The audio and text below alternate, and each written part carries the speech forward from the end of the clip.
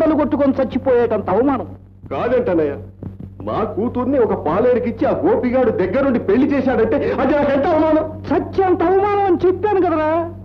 వాడు ఊర్లో అడుగు పెట్టినప్పటి నుంచి అక్కర్లేని ప్రతి పనిలోనూ నిప్పుకొడిలా తల దూరుస్తూనే ఉన్నాడు. ఏదో చెల్లెలు కొడుకు కదా, మన మీద ఆధారపడకుండా వాడు బ్రతికేదో వాడు బ్రతుకుతున్నాడని ఊరుకుంటుంటే నాకే ముప్పు చేస్తాడా? నీ కూతురు గొడవే, నా కూలీలు గొడవ తెచ్చిపెట్టాడుగా. రూల్స్లని కోర్టులని గౌతమ్ బుద్ధుడిలాగా ఉపన్యాసాలు ఇచ్చి నా మీదకే ఉసుకొలుపుతాడా? అన్నయ్య, ఇలాంటి మంచి వ్యధలు రెచ్చిపోతే మనలాంటి వాళ్ళ పునాదులకై ప్రమాదం. వానపామును 4 రోజులు వదిలేస్తే అది తాజ్పాములా తయారై తోకలు వదిలేస్తుంది. ఆ గూడెం వాళ్ళంతా వీడిని దేవుళ్లాగా చూచుకుంటూ జేజేలు కొడుతున్నారు. వాళ్ళకి వాత పెడితే వీడికి రోగం కుదురుతుంది. అందుకేం చేయమంటావు? పకడ్బందీగా ఓ పాచిక వేస్తుంది.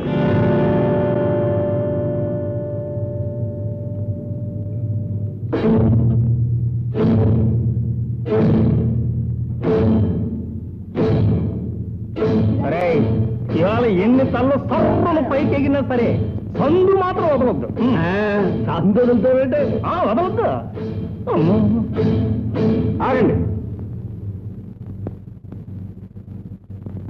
భూషణం, ఏమిటి దారుణం? నెలల తరబడి రెక్కలు ముక్కలు చేసుకుని వాళ్ళ చెమటతో నేలను తడిపి వాళ్ళ కష్టాన్ని ఎరువుగా వేసి పండించుకున్న ఈ నేలను దౌర్జన్యంగా ఆక్రమించుకుంటావా? ఆక్రమించుకోవడమా? అదేమిటయ్యా, ఈ పొలం నాది. వాళ్ళ మీద జాలి దలిచి కౌలుకిచ్చాను. కాస్తైనా విశ్వాసం లేకుండా కళ్ళు నెత్తి మీదకొచ్చి నువ్వు చెప్పినట్టల్లా విని చిందులు వేస్తున్నారు. అందుకే పెట్టి పంట కోయించి వాళ్లకు రావాల్సింది వాళ్ళ మొహాన పారేదలుచుకున్నాను. లేదు బాబు, ఆయన చెప్పేదంతా అబద్ధం. ఇదంతా పూరం పోగు భూమి అని మనిషికి 100 రూపాయలు ఇప్పిస్తే పట్టాలు ఇప్పించి సొంతం చేయిస్తానని ఆ డబ్బంతా తీసుకున్నాడు. ఆ పట్టాలు వచ్చేందుకు ఆలస్యం అవుతుందని, అందాక పండించుకోమని, ఆ వచ్చిందంటే తనకేదో ఇవ్వమని ఆయన ఈయనగా చెప్పారు. ఈయన నాటకం ఆడుతున్నాడు. ప్రెసిడెంట్ గారు వింటున్నారా వాళ్ళ బేతాళ కథలు? 100 రూపాయలట, పట్టాలట. రామరామ, మళ్ళాంటి మంచి వాళ్ళని బతకనివ్వరండి. కబుర్లు చెప్పటం కాదు, సాక్ష్యాలు ఏమైనా ఉంటే చూపించమనండి. అవును, సాక్ష్యం ఉంది. వాళ్ళ మాటలు కోర్టు మీద చల్లవు. పాపిస్తోళ్ళారా, మాట మీద నమ్మకం, మనిషి మీద విలువన్నాళ్ళం గనకే అయ్యాల సాక్ష్యాలు అక్కర్లేదని మిమ్మల్ని నమ్మాం.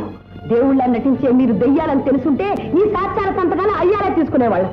గౌరీ, దెయ్యాల భూతాల సంగతులు ఎత్తకు, నాకు అసలే భయం. ఇదిగో గోపి, ప్రతి వాళ్ళు పేదవాళ్ల కోసం అంటూ వాళ్ళకేం చేయకుండానే నాయకులు అయిపోతున్నారు.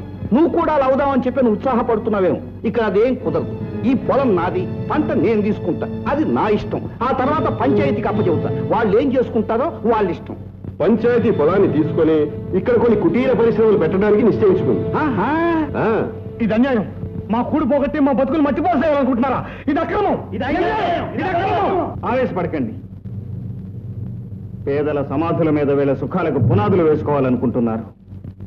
ఇది పోరంబోకు నేలైనా, ఒక వ్యక్తి సొంత పొలమైనా 10 మందికి పంటనిచ్చే ఈ భూమిని ఫ్యాక్టరీల కోసం, పరిశ్రమల కోసం నాశనం చేసే హక్కు ఎవరికీ లేదు. వాడి ఆవు ఎవరిదైనా కావచ్చు. దాన్ని బలిపశువుగా మారుస్తానంటే ఎవరూ సహించరు. వీళ్ల సంగతి నేను చూస్తాను. రండి.